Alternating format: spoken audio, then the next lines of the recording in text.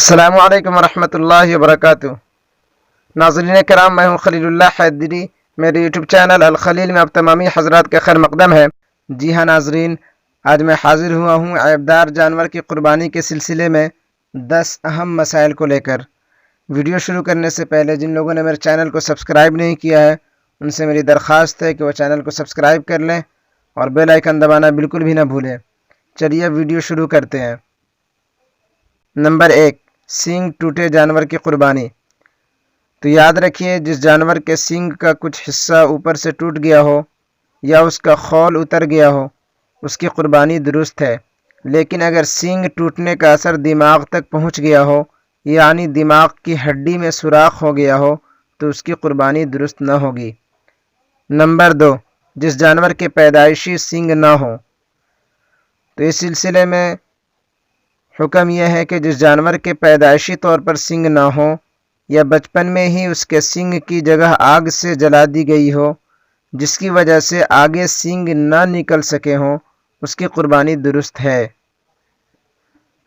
Number 3، کان کٹے جانور کی قربانی۔ اگر جانور کا کان تھوڑا بہت کٹا ہے تو اس کی قربانی درست ہے، لیکن اگر کان کا اکثر حصہ کٹ گیا ہے تو اس کی قربانی درست نہ ہوگی۔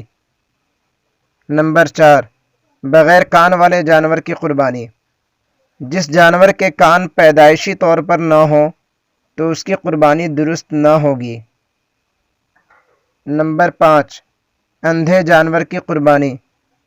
تو اس سلسلے میں عرض یہ ہے، جس جانور کی آنکھ کی بینائی بالکل یا اکثر چلی گئی ہو تو اس کی قربانی درست نہ ہوگی۔ نمبر 6، پوپلے جانور کی قربانی، یعنی جس جانور کے دانت بالکل نہ ہوں یا اکثر ٹوٹ چکے ہوں تو اس کی قربانی درست نہیں ہے، اور جس کے 2-4 دانت ٹوٹے ہوں کہ اسے چارہ کھانے میں زیادہ دشواری نہ ہوتی ہو تو اس کی قربانی میں کچھ حرج نہیں ہے۔ نمبر 7، زبان کٹے ہوئے جانور کی قربانی۔ زبان کٹا ہوا جانور جو چرنے پر قادر نہ ہو اس کی قربانی جائز نہیں ہے۔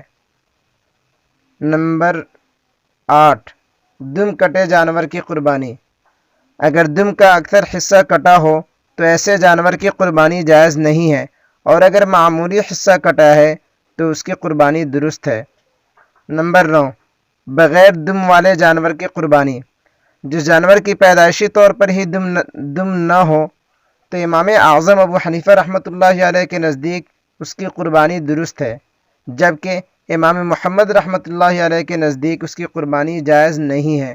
اس لیے احتیاط اسی میں ہے کہ اس کی قربانی نہ کی جائے۔ نمبر 10، لنگڑے جانور کی قربانی۔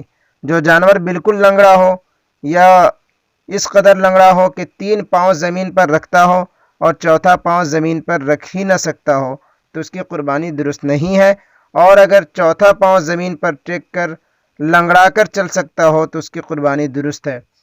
دوستو، امید ہے کہ میری یہ ویڈیو آپ کو پسند آئی ہوگی، اس لیے اسے زیادہ سے زیادہ لائک کریں اور تمام مسلمان بھائیوں تک عید الاضحیٰ سے پہلے شیئر کریں، اور جن لوگوں نے میرے چینل کو سبسکرائب نہیں کیا وہ سبسکرائب کر لیں اور بیل آئیکن دبانا بالکل بھی نہ بھولیں، اور جن لوگوں کو کوئی نیا مسئلہ معلوم کرنا ہو وہ کمنٹ باکس میں لکھ دیں۔